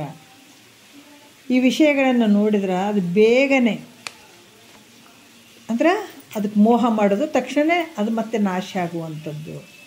ಅದಕ್ಕೆ ಇಲ್ಲಿ ಹೇಳ್ತಾರೆ, ಅನಂತ ವಿಷಯಗಳು 3 ಕಾಲಗಳಲ್ಲಿ ದುಃಖವನ್ನು ಕೊಡುವಂಥವದಾವ. ಅವುಗಳನ್ನು ವಿಚಾರ ಮಾಡಿ ನೋಡಿದ್ರೆ ವಿಷಯಗಳು ಸಕಲ ಪ್ರಾಣಿಗಳಿಗೆ ಮೋಹವನ್ನು ಉಂಟು ಮಾಡಿ ಬೇಗನೆ ತಾವು ನಷ್ಟ ಆಗಿಬಿಡ್ತವೆ. ಹೆಂಗೆ ಅಂತಂದ್ರೆ ಅದಕ್ಕೆ ದೃಷ್ಟಾಂತ ಹೇಳ್ತಾರೆ. ಇಲ್ಲಿ ಏನು ಹೇಳ್ತಾರ ಅಂದ್ರೆ, ವಿಷಯಗಳನ್ನು ಸಂಪಾದಿಸುವ ಆದಿಯಲ್ಲಿ ಮೊದಲ ವಿಷಯಗಳನ್ನು ನಾವು ಪಡ್ಕೊಳ್ಬೇಕು ಅನ್ನುವಂಥ ಸಂದರ್ಭದಲ್ಲಿ ಮೊದಲ, ಮಧ್ಯ, ಅಂತ್ಯ 3 ಕಾಲದಲ್ಲಿ ಹೆಂಡತಿ ಆಗಿರ್ಬೋದು, ಮಕ್ಕಳಾಗಿರ್ಬೋದು, ರೊಕ್ಕ ರೂಪಾಯಿ ಆಗಿರ್ಬೋದು, ಆಸ್ತಿ ಆಗಿರ್ಬೋದು, ಅಂತಸ್ತಾಗಿರ್ಬೋದು, ಇವೆಲ್ಲವುಗಳನ್ನು ಸಂಪಾದಿಸುವಂಥ ಪ್ರಥಮದಲ್ಲಿ ಮತ್ತು ಮಧ್ಯದಲ್ಲಿ, ಅಂತ್ಯದಲ್ಲಿ 3 ಕಾಲದಲ್ಲಿ. ಹೌದಲ್ಲ? 3 ಕಾಲದಲ್ಲಿ ಅಂದರೆ ಮೊದಲು, ಮಧ್ಯಮ, ನಡುವ, ಅಂತ್ಯ. ಇವು 3 ಕಾಲದಲ್ಲಿ ಏನಾಗ್ತಾವೆ? ತೋರ್ದಂಗೆ ಆಗ್ತಾವೆ. ದುಃಖಗಳನ್ನು ಕೊಡುವಂಥದ್ದೇ. ಒಂದು ವಸ್ತುವನ್ನು ಪಡಿಬೇಕಾದಾಗ ಭಾಳ ಕಷ್ಟಪಟ್ಟಿರ್ತೀವಿ, ಪಡೆದ ಮೇಲೆ ಅದು ರಕ್ಷಣೆ ಮಾಡೋಕ್ಕೂ ಕಷ್ಟ ಮಾಡ್ತೀವಿ, ಕೊನೆಗೆ ಅದು ಕಳೆದೋದ್ಮೇಲೂ ಕಷ್ಟ ಆಗ್ತದೆ. 3 ಕಾಲದಲ್ಲಿ ದುಃಖನೇ ಇರುವಂಥದ್ದು. ಇಷ್ಟು ಕೊಟ್ಟರೂ ಕೂಡ ಈ ಪ್ರಾಣಿಗಳು ಅದನ್ನು ಲೆಕ್ಕಕ್ಕೆ ತಾರದೆ, ಈ ಜೀವರುಗಳು ಏನು ಮಾಡತ್ತಾರ ಅದನ್ನು ಲೆಕ್ಕಕ್ಕೆ ತರಂಗಿಲ್ಲ. ಯಾಕಂದ್ರೆ ಇಷ್ಟು ಇದ್ದರೂ ಕೂಡ ವಿಷಯಗಳನ್ನು ಕಂಡು ಕೂಡಲೇ ಮೋಹ ಮಾಡೋಕ್ಕೆ ಶುರು ಮಾಡಿಬಿಡ್ತಾರೆ, ಅದ್ರ ಮೇಲೆ ಪ್ರೀತಿ ಮಾಡೋಕ್ಕೆ ಶುರು ಮಾಡ್ತಾರೆ. ಅದು ನೋಡ್ರಿ, ಮಾಯ ಅನ್ನುವಂಥದ್ದು ಹೆಂಗೈತೆ. ವಿಷಯಗಳು ಕ್ಷಣಿಕದ ಅಂದರೂ ಕೂಡ ಪದೇ ಪದೇ ಅದ್ರ ಮೇಲೇ ಮೋಹ ಮಾಡುವಂಥ ಭಾವ, ಇದು ದೊಡ್ಡ ಅಜ್ಞಾನ ರೀ. ದೊಡ್ಡ ಅವಿದ್ಯೆಯಿಂದಲೇ ಇಷ್ಟೆಲ್ಲ ನಡೆದಂಥದ್ದು ದೊಡ್ಡ ಅಜ್ಞಾನ ಇದು. ಅದಕ್ಕೆ ಅವನ್ನ ತಕ್ಷಣ ಇದ್ರೀಗ ಅದನ್ನು ಪಡ್ಕೊಳ್ಬೇಕಾದ್ರೂ ಕೂಡ ದುಃಖ ಅದ, ರಕ್ಷಣೆ ಮಾಡಬೇಕಾದ್ರೂ ಕೂಡ ದುಃಖ ಅದ, ಅದು ಕಳೆದು ಹೋದ ಮೇಲೆ ಆದರೂ ಕೂಡ ದುಃಖ ಐತಲ್ಲಪ್ಪ. ಇದು ವಿಚಾರ ತಲೆಗೆ ಬರೋಂಗಿಲ್ಲ. ಆದ್ರೆ ವಿಷಯಗಳನ್ನು ಕಂಡು ಕೂಡಲೇ ಮತ್ತೆ ಮೋಹಿಸಿ ಏನಾಗ್ತಾರೆ, ಹಾಳಾಗ್ತಾರೆ ಅವರು. ವಿಷಯಗಳು ನಿತ್ಯ ಅಲ್ಲಕ್ಕಿಂತ ಅನಿತ್ಯಗಳಾಗಿರುವಂಥದ್ದು. ವಿಷಯಗಳು ಏನೇ ಪಡ್ಕೊಳ್ಳಿ, ಇವತ್ತು ಕೋಟಿ ಮನೆ ಕಟ್ಟಿದ್ದೀನಿ ಅಂದ್ರೆ ಅದು ಶಾಶ್ವತ ಐತಾ, ನಿತ್ಯ ಐತೆ ಅನ್ನೋದ್ರೆ ಇಲ್ಲ, ಅನಿತ್ಯದಿಂದ ಕೂಡಿದಂಥದ್ದು. ಅದಕ್ಕಾಗಿ ನಾವು ಎಷ್ಟು ಜೀವನವನ್ನು ಕಷ್ಟಪಟ್ಟಿರ್ತೀವಿ ಅರ್ಥ ಮಾಡ್ಕೊಳ್ಬೇಕು. ಅದಕ್ಕಾಗಿ ನಾವೆಷ್ಟು ಒಂದು ದುಡ್ಡು ಸಂಪಾದನೆ ಮಾಡುವಂಥದ್ದಾಗಲಿ ಅದನ್ನು ಪಡ್ಕೊಳ್ಳುವಂಥ ಭಾಳ ಕಷ್ಟ ಅನ್ಭವಿಸ್ತೀವಿ. ಆದರೆ ನಿತ್ಯವಾಗಿರುವಂಥ ಸುಖ ಏನು, ಅದು ನಿತ್ಯವಾಗಿ ಇರ್ತದೆ ಏನಂದರೆ ಇಲ್ಲ. ಯಾವುದೋ ಒಂದು ರೂಪದಿಂದ ಹಾಳಾಗಿ ಹೋಗ್ಬೋದು, ಬಿದ್ದು ಹೋಗ್ಬೋದು, ಭೂಕಂಪ ಆಗಿ ಹೋಗಿರ್ಬೋದು, ಏನೋ ಒಂದು ರೀತಿಯಿಂದ ಆಗುವಂಥದ್ದಾಗಿರ್ತದೆ. ಆದರೆ ಅಷ್ಟು ವಿಷಯಗಳು ಹೆಂಗದಾವ, ಅಷ್ಟು ಅನಿತ್ಯದಿಂದ ಕೂಡಿದರೂ ಕೂಡ ಅದ್ರ ಕಡೆನೇ ಭಾಳ ಮೋಹವನ್ನು ಉಂಟು ಮಾಡುವಂಥ ಭಾವ. ಈ ಮುಂದೆ ಹೇಳ್ತಾರೆ ಯಾವ ರೀತಿ ಅಂದ್ರೆ, ಈ ಇಹಲೋಕ ಪರಲೋಕಗಳ ವಿಷಯಗಳು ಹೆಂಗದಾವಪ್ಪ ಅಂದ್ರೆ, ಇಹಲೋಕದ್ದು ಮತ್ತು ಪರಲೋಕದ್ದು ಹೇಳಕತ್ತಾರ ಅವರು. ಇಲ್ಲೇನು ನಾವು ರೊಕ್ಕ ಗಳಿಸ್ಬೇಕಂತ ಬಡ್ದಾಡಕತ್ತೀವಿಲ್ಲ, ಒಂದು ತಾಸು ಕೂಡ ಕೇಳೋಕ್ಕಾಗಲ್ಲ ನಮಗೆ. ಅಷ್ಟೊಂದು ನಾವು ಶ್ರೀಮಂತರಾಗಬೇಕು, ದುಡ್ಡು ಗಳಿಸ್ಬೇಕು, ಹಂಗೆ ಸರಿ ಇರಬೇಕು, ಹಿಂಗೆ ಸರಿ. ಯಾರು ಸರಿ ಇದ್ರೇನ್ರಿ? ಎಷ್ಟು ದಿವಸ ಇಂಥ ಆನಂದ ಇರ್ತದೆ, ಇಂಥ ಸುಖ ಇರ್ತದೆ. ನೀ ಬೇಕಾದಷ್ಟು ಮಾಡು, ಒಂದಲ್ಲ ಒಂದು ಸಲ ಬಿಟ್ಟು ಹೋಗವನೇ. ಮತ್ತು ನೀನೇನೆ ಅವ್ರ ಸಲಹೆ ಮಾಡಿ ಅವರು ಬಿಟ್ಟು ಹೋಗಾರೆ, ಎಲ್ಲರೂ ಬಿಟ್ಟು ಹೋಗೋದೆ. ಅದಕ್ಕೆ ಸಿದ್ಧಾರೂಢರು ಏನು ಹೇಳಿದ್ರು, ಮುಸಫರ್ ಖಾನೆ ಅಂತ ಅಂದ್ರೆ, ಮನೆಗೆ ಅಲ್ಲಿ ಬಂದು ಕೂತ್ಕೊಂಡ್ರೆ ಹಿಂಗೆ ಯಾತ್ರೆ ಮಾಡ್ತಾ ಹೋದಾಗ ಬಹಳಷ್ಟು ಅನುಭವಗಳು ಮಹಾತ್ಮರದು. ಜಗತ್ತನ್ನು ನೋಡಿದ್ರು ಎಂಥ ಹುಚ್ಚರದಾರಪ್ಪ ಅಂದರು. ಅಲ್ಲಿ ಒಂದು ದೊಡ್ಡ ಮನೆ ಇತ್ತು, ಅಲ್ಲಿ ಬಂದು ಕೂತ್ಕೊಂಡು ಮುಸಫರ್ ಖಾನೆ ಅದು ನೋಡೋದು ಅಂದರು. ಅದನ್ನು ಕೇಳಿಬಿಟ್ಟು ಅಥವಾ ಹೋಗಿ ಹೇಳ್ದೆ, ಹಿಂಗೆ ಮುಸಫರ್ ಖಾನೆನಕತ್ತಾನೆ, ಒಬ್ಬ ಸಾಧು ಬಂದಾನ, ಕರೀಲಿಲ್ಲ ಅಂದರೆ ಕೇಳ್ದೆ, ಹೇಳಿದ್ರೆ ಇಲ್ಲ. ಹೌದು, ಮತ್ತು ಇನ್ನೇನು ಹೇಳಬೇಕು, ಮುಸಫರ್ ಖಾನೆನೇ. ಈ ಮನ್ಯಾಗ ಈಗ ಯಾರಿದ್ದೀರಿ? ನಾನಿದ್ದೀನಿ ಅಂದತ್ತ. ಇದಕ್ಕಿಂತ ಮುಂಚೆ ಯಾರಿದ್ರು? ನಮ್ಮ ಅಪ್ಪ ಇದ್ದ. ಅದಕ್ಕಿಂತ ಮುಂಚೆ ಇದ್ದರೆ ನಮ್ಮ ತಾತ ಇದ್ದ. ಅದಕ್ಕಿಂತ ಮುಂಚೆ ಆ ತಾತ ಮತ್ತು ಅವರೆಲ್ಲರೂ ಅದಾರೇನು? ಇಲ್ಲಲ್ಲ. ಆಯಿತು, ಒಬ್ರು ಬರೋದ್ರೆ ಒಬ್ರು ಹೋಗೋದು, ಒಬ್ರು ಬರೋ ಕೋಕ್ ಕೊಟ್ಟಂಗಿದ್ದು. ಕೊಡೋದು ಹೇಳೋದೇ ಕೇಳೋದು, ಬರ್ತೀನಿ ಅನ್ನೋದಿಲ್ಲ. ಟಾಟಾ ಇಲ್ಲಿ ಎಲ್ಲಿಗಾನ ಹೋಗ್ಬೇಕಾದ್ರೆ ಟಾಟಾ ಬಾಯ್ ಬಸ್ಸಿನಾಗ ಹೋಗಾಗ ಬಸ್ ಬಿಡಲ್ತನ ಮಾತಾಡ್ತೀವಿ, ಎಟ್ಟಿಟ್ಟು ಮಾತಾಡಿರ್ತೀವಿ. ಮನ್ಯಾಗ ಮಾತು ಕಡಿಮೆ ಆಗಿರ್ತಾವೆ, ಮಾತುಗಳು ಕಡಿಮೆ ಆಗಿರ್ತಾವೇನೋ ಅನ್ನಿಸ್ತದೆ. ಎಲ್ಲ ಟ್ರೈನ್ನಾಗ ಕೂತ್ಕೊಂಡಾಗ ಬಸ್ನಾಗ ಕೂತ್ಕೊಂಡಾಗ ನೋಡ್ಬೇಕು, ಬಸ್ ಬಿಡಲ್ತನ ಮಾತು ಹಚ್ತೀವಿ, ಕೈ ಟಾಟಾ ಮಾಡ್ತೀವಿ, ಬಾಯ್ ಮಾಡ್ತೀವಿ. ಆದರೆ ಇಲ್ಲಿಂದ ಹೋಗಾಗ ಏನು ಬಾಯಿ ಇಲ್ಲ, ಟಾಟಾ ಇಲ್ಲ, ಏನಿಲ್ಲ ನೋಡ್ರಿ. ರೈಟ್ ಆಗಿಬಿಡೋದು. ಅದಕ್ಕೆ ಇಷ್ಟು ಅನಿತ್ಯದಿಂದ ಕೂಡಿದಂಥವು ಈಗ ಮುಂದೆ ಹೇಳುವಂಥ ದುಷ್ಟಗಳು. ಇಲ್ಲಿ ಏನು ಭೋಗಿಸ್ಬೇಕು, ಭೋಗದ ವಸ್ತುಗಳನ್ನು ಪಡ್ಕೊಳ್ಬೇಕು ಅನ್ನುವಂಥ ಭಾವ, ಆಸೆ, ಮೋಹ ಮಾಡುವಂಥದ್ದು. ಮತ್ತು ಇಲ್ಲಿ ಇರಬೇಕಾದ್ರೂ ಕೂಡ ನಾವು ಮುಂದೆ ಹೋದ್ರೂ ಕೂಡ ನನಗೆ ಆನಂದ ಆಗಬೇಕು, ಸುಖದಾಗಿರ್ಬೇಕು ಅಂತ ಆ ಕಾಮ್ಯ ಭಾವನೆ ಇಟ್ಕೊಂಡು ಪರಲೋಕಕ್ಕೆ ಹೋದಾಗ ನಾನು ಭಾಳ ಸುಖದಿಂದ ಇರ್ಬೇಕಂತ ಯಜ್ಞ ಯಾಗಾದಿಗಳನ್ನು, ಜಪ ತಪಗಳನ್ನು ಮಾಡುವಂಥದ್ದು ಈ ವಿಷಯಗಳು. ಯಾಕಂತಂದ್ರೆ ಇವು ಹೆಂಗದಾವ ಅಂತಂದ್ರೆ, ಮತ್ತು ಪರಲೋಕದ ವಿಷಯಗಳನ್ನು ಬಯಸಿ ನೀವು ಮಾಡುವಂಥದ್ದು ನಿತ್ಯ ಅದನ್ನ ಮಿಥ್ಯ. ಅದು ಹೆಂಗದಪ್ಪ ಅಂದ್ರೆ, ಮೇಘಗಳ ರಾಶಿ ನಾವು ನೋಡ್ತೀವಿ, ಈ ಮೋಡಗಳು ಅದಾವ. ಎಷ್ಟು ಚಂದ ಮೋಡ ಐತೆ ನೋಡ, ಸ್ವಲ್ಪ ಕೈ ಕಟ್ಕೊಂಡು ನೋಡ್ಬೇಕು, ಅಬ್ಬಬ್ಬ ಭಾರಿ ಅದಾವಪ್ಪ ಅಂದಿರ್ತೀವಿ. ಅಂದು ಮನ್ಯಾಗ ಬಂದು ಸ್ವಲ್ಪ ಕುಂತು ಯಾರ ಜೊತೆ ಕುಂತು ಮಾತಾಡಿ ಹೊರಗೆ ಹೋಗೋದ್ರಾಗ ಆ ಮೋಡ ಅಲ್ಲೇ ಇರ್ತದೇನು? ಇರೋಂಗಿಲ್ಲ, ಹೋಗಿಬಿಟ್ಟಿರ್ತದೆ. ಅದರಂತೆ ಅಂದ್ರೆ ನಾವು ನಂಬಿದ ವಿಷಯಾದಿಗಳು, ಅದನ್ನು ಅರ್ಥ ಮಾಡಬೇಕು. ಮತ್ತು ಮಿಂಚಿನ ಹೊಳಪು, ಮಿಂಚು ಹೆಂಗಾಗ್ತದಂದ್ರೆ ಚಕ್ ಅಂತ ಹೊಡಿತದೆ. ಅದ್ರ ಎಷ್ಟೊತ್ತಿರ್ತದೆ? ಅದು ಸ್ವಲ್ಪ ಹೊತ್ತು ಬಳಗ್ತಿರ್ತದೇನು? ಆ ಮಿಂಚಿನ ಹೊಳಪಿನ ಥರ ಮೃಗಜಲ ತೋರ್ತದೆ. ಆದ್ರೆ ಹತ್ರ ಹೋದ್ರೆ ನೀರು ಅದಾವೇನು? ಇಲ್ಲ. ಮತ್ತು ಸ್ವಪ್ನದ ಸಿರಿ, ಕನಸಿನಲ್ಲಿ ಭಾಳ ದೊಡ್ಡ ಶ್ರೀಮಂತ ಆಗಿದ್ದಾನ, ಆದತ್ತ ಎಚ್ಚರದ ಕಾಲಕ್ಕೆ ಆ ಸಿರಿ ಐತೇನು? ಮಿಥ್ಯೆ ಆಗಿರುವಂಥದ್ದು. ಮತ್ತು ಕಾಮನ ಬಿಲ್ಲು ತೋರಕತ್ತದ, ತೋರಿಲ್ಲ ಅಂತಲ್ಲ, ತೋರಕತ್ತದ. ಹೊರಗಿಂದ ಬರೋ ಕಾಮನ್ ಬಿಲ್ ಎಷ್ಟು ಚಂದ ಬಿದ್ದದಲ್ಲ ಅಂತ ಬಂದು ಒಳಗೆ ಬರ್ತೀವಿ, ಬಂದು ಮತ್ತೆ ತಿರ್ಗಾ ಹೊರಗೆ ಹೋಗೋದ್ರೆ ಕಾಮನ್ ಬಿಲ್ ಕಾಣಂಗಿಲ್ಲ. ಆ ರೀತಿಯಾಗಿರುವಂಥದ್ದು. ಮತ್ತು ನೀರಿನ ಮೇಲಿನ ಗುರುಳೆ, ನೀರಿನ ಮೇಲೆ ಗುರುಳೆ ಎಷ್ಟೊತ್ತಿರ್ತದೆ? ಕ್ಷಣಕಾಲ ಇರ್ತದೆ, ಅಷ್ಟೇ ಹೋಗಿಬಿಡ್ತದೆ. ಇವೆಲ್ಲ ನಮ್ಮ ಅನುಭವಕ್ಕೆ ಬರುವಂಥ ದೃಷ್ಟಾಂತಗಳು ಇವು. ಗೊತ್ತಾಗ್ತಿದ್ದಿಲ್ಲ ನಮಗೆಲ್ಲ, ನೋಡಿದ ಪ್ರಾಕ್ಟಿಕಲಾಗಿ ನಮಗೆಲ್ಲರಿಗೂ ಗೊತ್ತಿರ್ತವೆ ಇವು. ಮತ್ತು ನದಿಯೊಳಗಿನ ತೆರೆದೀಪದ ಕುಡಿ, ನದಿ ಒಳಗೆ ತೆರೆದೀಪದ ಒಂದು ಕುಡಿ, ಯಾಕಂದರೆ ಒಂದು ದೀಪ ಒಂದು ಬಿಟ್ಟಾಗ ಅದು ಎಷ್ಟೊತ್ತಿರೋದು ಸ್ವಲ್ಪ ಹೋಗ್ತಿರುವಂಥದ್ದು. ಆಮೇಲೆ ಸುಳಿ ಗಾಳಿ, ಈ ಸುಳಿ ಗಾಳಿಯು ಕಂಬದಂತೆ ನಿಲ್ಲ, ಯಾಕಂದರೆ ಆ ಸುಳಿ ಗಾಳಿ ಹಿಂಗೆ ನಿಂತಂಗಾಗಿರ್ತದೆ, ಸೀ ಅಂತದು, ಅದು ಸತ್ಯ ಏನಂದರೆ ಇಲ್ಲ. ಮತ್ತು ಆ ಸುಳಿ ಗಾಳಿಯಲ್ಲಿ ಕಾಣುವಂಥ ಮಣ್ಣು ಕೂಡ ಎಷ್ಟೊತ್ತು ಒಂದು ಸ್ವಲ್ಪ ತೋರ್ತದೆ. ಮತ್ತು ಈ ಆಣೆಕಲ್ಲು, ಹೌದಾ, ಇವು ಎಷ್ಟೊತ್ತು ಆಣೆಕಲ್ಲು ಒಂದು ಸ್ವಲ್ಪ ಇರ್ತದೆ, ಆಮೇಲೆ ಹೋಗಿಬಿಡ್ತದೆ ಅದು ಕೂಡ ಆಣೆಕಲ್ಲು. ಆಮೇಲೆ ಹಂಸ ಪಕ್ಷಿಗಳ ಪ್ರತಿಬಿಂಬಗಳು ಸ್ವಲ್ಪ ತೋರ್ದಂಗೆ ಆಗ್ತವೆ, ಇವೆಲ್ಲ ದೃಷ್ಟಾಂತ ಕೊಡ್ತಾರೆ. ಅದಕ್ಕೆ ತರುಣ ಸ್ತ್ರೀಯರ ಚಿತ್ತದಲ್ಲಿರುವ ಕಾಮಾತುರತೆ. ಈಗ ತರುಣ ಸ್ತ್ರೀಯರ ಅಂದರೆ ಒಂದು ಯೌವನಸ್ಥ ಸ್ತ್ರೀಯರ ಅದನ್ನು ಹೇಳ್ತಾ ಇದ್ದಾರೆ ನೋಡ್ರಿ, ಭಾಳ ಅದ್ಭುತವಾಗಿ ಹೇಳ್ತಾರೆ. ಏನು ಹೇಳ್ತಾರ, ಭಾಳಷ್ಟು ವಿಚಾರಗಳನ್ನು ಅವರು ಹೇಳ್ತಾ ಇದ್ದಾರೆ. ಯಾವ ರೀತಿ ಅಂತಂದ್ರೆ, ಅದಕ್ಕೆ ಯುವತಿಯರ ಚಿತ್ತದ ಕಾವುರದಂತೆ ಅಂತ ಹೇಳ್ತಾರೆ. ಯುವತಿಯರ ಚಿತ್ತ ಅದು ಯಾವತ್ತು ಹಂಗೆ ಇರ್ತದೆ ಅಂದ್ರಲ್ಲ, ಅಲ್ಲಿ ಕ್ಷಣದಾಗ ಯಾವ ಥರ ಟರ್ನ್ ಆಗ್ತದೋ ಗೊತ್ತಿಲ್ಲ, ಅದು ಸತ್ಯ ಅಂತ ತಿಳ್ಕೊಳ್ಳೋಂಗಿಲ್ಲ. ಈ ರೀತಿ ಇವೆಲ್ಲ ಹೆಂಗದವಪ್ಪ ಅಂದ್ರೆ ಅನಿತ್ಯದಿಂದ ಕೂಡಿದವ. ಈ ರೀತಿ ವಿಷಯಗಳು ಏನದಾವ ಅಂದ್ರೆ ಇವು ಒಂದೇ ಥರ ಇಲ್ಲ, ಹಾಗಾಗಿ ತೋರ್ದಂಗೆ ಆಗ್ತಾವ. ಆದರೆ ಈ ವಿಚಾರ ಮಾಡಿದರೆ ಇವು ಯಾವ ಶಾಶ್ವತ ಅಲ್ಲ. ತೋರಿ ಅಡಗುವಂಥ ಕಪಟ ವಿಷಯಗಳಲ್ಲಿ ನನಗೆ ವಿಶ್ವಾಸ ಇಲ್ಲ. ನೋಡ್ರಿ, ಇವೆಲ್ಲ ತೋರಿ ಅಡಗ್ತಾವ, ಆದರೆ ಒಂದು ಶಾಶ್ವತ ಅಲ್ಲ ಇವು. ಇವೆಲ್ಲ ಹೆಂಗದಾವ ಅಂತಂದ್ರೆ ಅನಿತ್ಯಗಳಾಗಿರುವಂಥವು. ಕಪಟ ಅಂದರೆ ಒಂದೇ ಥರ ಇಲ್ಲ, ಒಂದೇ ಥರ ಅಂತ ಅಂದ್ಕೊಳಂಗಿಲ್ಲ ಈ ವಿಷಯಗಳು.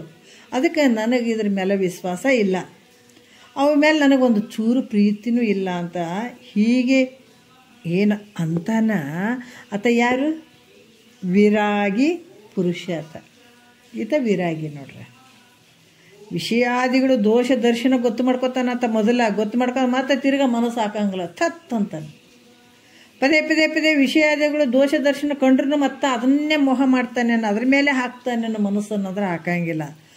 ಒಂದು ಸಲ ಪಕ್ಕ ದೋಷ ದರ್ಶನ ಮಾಡ್ಕೋತಾನ. ಈ ದೋಷ ದರ್ಶನ ನಮ್ಗೆ ಆಗಬೇಕಾದ್ರೆ ಪುಣ್ಯದ ಫಲ ಬೇಕು. ತತ್ತಿ ತೊಗೊಂಡು ಏನು ಮಾಡೋದು? ಇದ್ರಾಗ ಯಾವುದು ಹುಡುಕಾಡಿದ್ರೆ ಒಂದೂ ಇಲ್ಲ, ಸುಖ ಅನ್ನುವಂಥದ್ದು ಇಲ್ಲವೇ ಇಲ್ಲ. ಅದಕ್ಕೆ ಇದ್ರ ಮೇಲೆ ನನಗೆ ವಿಶ್ವಾಸನೂ ಇಲ್ಲ, ಇದ್ರ ಮೇಲೆ ನನಗೆ ಪ್ರೀತಿನೇ ಇಲ್ಲ ಅಂತ ಆತ ಮನಸ್ಸಿನಲ್ಲಿ ಮಾಡ್ಕೊಂಡು ಆ ಭಾವದಿಂದ ನುಡಿತಾನಲ್ಲ, ಈತ ವಿರಾಗಿ ಅಂತ ಹೇಳ್ತಾರೆ. ಮತ್ತು ಎಲ್ಲವನ್ನ ಕಸ ಕಡ್ಡಿ ಎಲ್ಲ ಮನಸ್ಸಿನಲ್ಲಿ ತುಂಬಿಕೊಂಡು ಅಂತಃಕರಣದಲ್ಲಿ ತುಂಬಿಕೊಂಡು ಎಲ್ಲೋ ಒಂದು ಕಡೆ ನಾನು ವಿರಾಗಿರಿ ಅನ್ಸ್ಕೋತೀನಿ ಅಂದರೆ ಎಲ್ಲಿದಲ್ಲಿ ವಿರುದ್ಧ ಆಗ್ತದ? ಎಲ್ಲೇ ಇರಲಿ, ಅದಕ್ಕೆ ಮನಸ್ಸು ಸನ್ಯಾಸಿ ಆಗ್ಬೇಕಾದ್ರೆ ಮೈ ಸನ್ಯಾಸಿ ಅಲ್ಲ, ಶರೀರ ಸನ್ಯಾಸಿ ಆಗಬೇಕಾಗಿಲ್ಲ, ಮನಸ್ಸು ಸನ್ಯಾಸಿ ಆಗಬೇಕಾಗ್ಯದ. ಅಹಂಕಾರ ಮಮಕಾರ ಅಳಿಬೇಕಾಗ್ತದ, ವಿಷಯಗಳ ದೋಷ ದರ್ಶನ ಆಗಬೇಕಾಗ್ತದ. ಎಲ್ಲಿದ್ರೇನ್ರಿ? ಎಲ್ಲರೇ ಇರು ನೋಡ್ರಿ. ಆದ್ರೆ ಮನಸ್ಸಿನಲ್ಲಿ ಇದೆಲ್ಲವನ್ನ ಬಿಟ್ಕೊಳ್ಬೇಕಾಗ್ತದ. ಈ ರೀತಿಯಾಗಿ ಈ ರೀತಿ ಆಗಿದ್ದ ಅಂತಂದ್ರೆ ಅದು ಆತಗೆ ಆ ಪುರುಷ ವಿರಾಗಿ ಅಂತ ಅನಿಸ್ಕೊಳ್ತಾನ ಅಂತ ಕೂಡ ಇಲ್ಲಿ ಹೇಳ್ತಾರೆ. ಮತ್ತೆ ಸ್ವಲ್ಪ ನೋಡೋಣ. ಈಗ 6ನೇ ನುಡಿಯಲ್ಲಿ ಹೇಳ್ತಾರ, ಇಂತೆಲ್ಲ ವಿಷಯದೋಳಾರೈದು ಮುಂತವ ನೆಲೆಸುವ ಮನವಂ ಬೈದು ಕೆಡೆ ಮೆಟ್ಟುತ್ತದನ್ನುರೇ ಬೋಧಿಸುತ್ತ ಜಡಿದು ನಿಲ್ಲಿಸಿ ಬಲು ಹಿಂಬಂಧಿಸುತ್ತ ವಿಷಯದೋಳೆರಕವನುಳ್ಳವನಂದ ವಶಕ ನೆಲುವಿನೋಳು ರವಿಪ್ಪಂದ ಎಂದು ಈ ವಿಶ್ವದ ವಿಷಯವ ನೋಡಿ ಮುಂದೆ ಮನಂ ತರಹರದೊಡಗೂಡಿ ಮೆಲ್ಲನೆ ಒಳ ಸರಿಯುತ್ತಾ ಒಳ್ಳೆಯ ಬಟ್ಟೆಯನ್ನು ರಯುತ್ತಾ ಇಹ ಮನುಜನೇ ಭೋಗ ವಿರಾಗಿ ಅಹನಾಥನೇ ಸುಖದಿಚ್ಛೆಯ ಯೋಗಿ ಅಂತ ಭಾಳ ಅದ್ಭುತವಾದಂಥ ವಿಚಾರ ಹೇಳತ್ತಾನ. ಯಾಕಂದ್ರೆ ಶಿಷ್ಯ ಕೇಳಪ್ಪ, ವೈರಾಗ್ಯ ಉಳ್ಳವನ ಸ್ಥಿತಿ ಹೇಗೆ ಇರ್ತದಂತ ಹೇಳುತ್ತಾರೆ ನೋಡ್ರಿ. ವಿವೇಕಿಯು ಇಹಪರ ಭೋಗಗಳನ್ನೆಲ್ಲ ಏನು ತಿಳ್ಕೊಂಡಿದ್ದಾನಾತ? ತತ್ತೊಂದಿದ್ದಾನೆ. ಅವನ್ನೆಲ್ಲ ಬೇಡ ನೋಡು, ಇಂತೆಲ್ಲ ವಿಷಯದೋಳು 6-5 ಅಂದರೆ ಇದನ್ನೆಲ್ಲ ವಿಚಾರ ಮಾಡಿದಾನ. ಈ ಮುಂದಿನ ವಿಚಾರ ಮಾಡುವಂಥ ಏನದವ, ಇಹಪರ ವಿವೇಕಿಯಾದಂಥವನು ಇಹಪರ ಭೋಗಗಳನ್ನೆಲ್ಲ ಅನಿತ್ಯದಿಂದದಾವ, ಅಶುಚಿಯಿಂದ ಕೂಡಿದಾವ, ಈ ದುಃಖಗಳದಾವ ಅಂತ ತಿಳ್ಕೊಂಡ್ಬಿಟ್ಟಿದ್ದಾನ. ಯಾಕಂತಂದ್ರೆ ಅನಿತ್ಯ ವಿಷಯಗಳನ್ನು ಬೈಯುವಂಥ ತನ್ನ ಮನಸ್ಸನ್ನು, ಅದಕ್ಕೆ ನಾನು ಕೆಲವು ವಿಚಾರಗಳು ಬರ್ತಾವ, ಇವೆಲ್ಲ ವಚನಗಳು ಅವೆಲ್ಲ ಬರೆದಿದ್ದಾರಲ್ಲ, ಇನ್ನೊಬ್ಬರಿಗೆ ಹಿಂಗೆ ಬೆರಳು ಮಾಡಿ ತೋರಿಸಿ ಬರೋದಂಥವಲ್ಲ, ತಮ್ಮ ಮನಸ್ಸಿಗೆ ತಾವು ಹೇಳ್ಕೊಂಡು ಬರೋದಂಥ ವಚನಗಳು ಇವೆಲ್ಲ ಮಹಾತ್ಮರು ಹೇಳಿದಂಥವು. ಮೊದಲ ಮೂಲ ವಸ್ತುವನ್ನು ತಿಳ್ಕೊಂಡ್ರು, ಆಮೇಲೆ ವಚನಗಳ ರೀತಿಯಲ್ಲಿ ಬರ್ಕೊಂಡ್ರು. ಯಾಕಂದ್ರೆ ಹೇಳ್ತಾರಲ್ಲ, ತಮ್ಮ ಮನಸ್ಸಿಗೆ ಹೇಳ್ಕೊಂಡಂಥ ವಿಚಾರಗಳು ಅವು. ಈ ವಿಷಯಗಳು ಅನಿತ್ಯ ಅಂತ ತಿಳ್ಕೊಂಡು ಈ ಮತ್ತೆ ಬಯಸುವಂಥ ಮನಸ್ಸಿಗೆ ಅವರು ಬೈತಾರೆ, ತಮ್ಮ ಮನಸ್ಸಿಗೆ. ಇದು ಇಷ್ಟು ಒಂದು ಅನಿತ್ಯವಾಗಿರುವಂಥದ್ದು, ಅಶುಚಿಯಾಗಿರುವಂಥ ವಿಷಯಗಳನ್ನು ಮತ್ತೆ ನೀನು ಮನಸ್ಸು ಬಯಸ್ತೀಯ ಅಂತ ಬೈಯುವಂಥದ್ದು. ಹೇಗಂದ್ರೆ ನೋಡ್ರಿ, ಹೇ ಮನವೇ, ಒಂದು ನಿಜಗುಂಡ್ರು ಕೂಡ ಹೇಳತ್ತಾರ, ಯಾವುದು ಹೀನ ಮಾನಸವೇ ನಿನಗದು, ಕಾಕು ಮಾನಸವೇ ಅದರಲ್ಲೂ ನಿನಗೇನುಂಟು ಅಂತ ಹೇಳ್ತಾರೆ. ಹೀನ ವಿಷಯಗಳನ್ನು ಒಲಿವೆ ಕಾಕು ಮಾನಸವೇ ನಿನಗೆ ಅದರೊಳಗೆ ಏನುಂಟು ಅಂತ ಒಂದು ಅದರಲ್ಲಿ ಬರೆದಿದ್ದಾರೆ ಅವರು. ಇಲ್ಲಿ ಮನವೇ, ಇದು ನಿನ್ನ ಕೋತಿ ಇದ್ದಂಗೆ ಇದೆಯಪ್ಪ. ತನ್ನ ಮನಸ್ಸಿಗೆ ಒಂದಕ್ಕರ ಸಮಾಧಾನ ಪಟ್ಕೋತೀನೇನು, ಒಂದು ವಿಷಯವನ್ನು ಬಿಟ್ಟು ಇನ್ನೊಂದು ವಿಷಯಕ್ಕೆ ಹಾರೋದು, ಇನ್ನೊಂದು ವಿಷಯದಾಗ ಸುಖ ಐತೇನಂತ ಇನ್ನೊಂದು ವಿಷಯಕ್ಕೆ ಹಾರೋದು. ನೋಡು, ಹಿಂಗೆ ಮಾಡೋಕ್ಕೆ ಹೋಗಬೇಡ. ಈ ಒಂದ್ರಾಗ ಸುಖ ಇಲ್ಲಂತ ಇನ್ನೊಂದ್ರಾಗ ಆರ್ತಿದ್ದಿ, ಇನ್ನೊಂದ್ರಾಗ ಸುಖ ಇಲ್ಲಂತ ಇನ್ನೊಂದ್ರಾಗ ಆರ್ತೀನಿ. ನಿನಗೆ ಇನ್ನೇನು ಬೇಕಪ್ಪ? ನಿನಗೆ ಯಾಕೆ ಆರ್ತಿ ನೀನು ಹಂಗೆ? ಹಿಂಗೆ ಹರಿದಾಡೋದು ಬೇಡಪ್ಪ. ಮೂರ್ಖ ಮನಸ್ಸೇ, ಮೂರ್ಖ ಮನವೇ, ಈ ಸಂಸಾರ ವಿಷಯಗಳಿಂದ ನಿನಗೇನು ಪ್ರಯೋಜನ ಅದ ಹೇಳು? ಈ ಸಂಸಾರದ ವಿಷಯಗಳಿಂದ ನಿನಗೇನು ಪ್ರಯೋಜನ ಅದ? ನಿನ್ನಂತೆ ದುಃಖವನ್ನು ಕೊಡುವಂಥ, ಯಾಕಂತಂದ್ರೆ ಹೇಳ್ತಾರೆ ಅವರು, ಈ ದುಃಖಗಳನ್ನು ಕೊಡುವಂಥದ್ದು ಇಂಥವನ್ನು ಕ್ರಿಯೆಯನ್ನು ಯಾರು ಮಾಡಂಗಿಲ್ಲಪ್ಪ, ಯಾರು ಒಪ್ಪಂಗಿಲ್ಲ. ಬುದ್ಧಿವಂತರು ಒಪ್ಪುತ್ತಾರೇನು? ಯಾಕಂದರೆ ದುಃಖವನ್ನು ಕೊಡುವಂಥ ವಿಷಯಗಳನ್ನು ಮೋಹ ಮಾಡುವಂಥ ಮನಸ್ಸೇ ಬುದ್ಧಿವಂತರು ಯಾರಾದರೂ ಒಪ್ಪುತ್ತಾರೇನು ಇದನ್ನು? ಅದಕ್ಕೆ ಈ ಕಲ್ಪವೃಕ್ಷಗಳಿರುವ ವನವನ್ನು ತ್ಯಾಗ ಮಾಡಿ ವಿಷಯ ವೃಕ್ಷಗಳಿರುವ ಜಂಗಲವನ್ನು ಸೇರಿದಂತೆ ನೋಡ್ರಿ, ಒಂದು ವೇಳೆ ಬರೀ ವಿಷಯಗಳಿಗೆ ಮನಸ್ಸು ಮೋಹ ಮಾಡ್ತಿತ್ತು ಅಂದ್ರೆ ಏನಾಗ್ತದೆ ಗೊತ್ತಾ? ಕಲ್ಪವೃಕ್ಷಗಳಿರುವಂಥ ವನವನ್ನು ತ್ಯಾಗ ಮಾಡಿ ವಿಷಯ ವೃಕ್ಷಗಳಿರುವ ಜಂಗಲವನ್ನು ಸೇರಿದಂತೆ.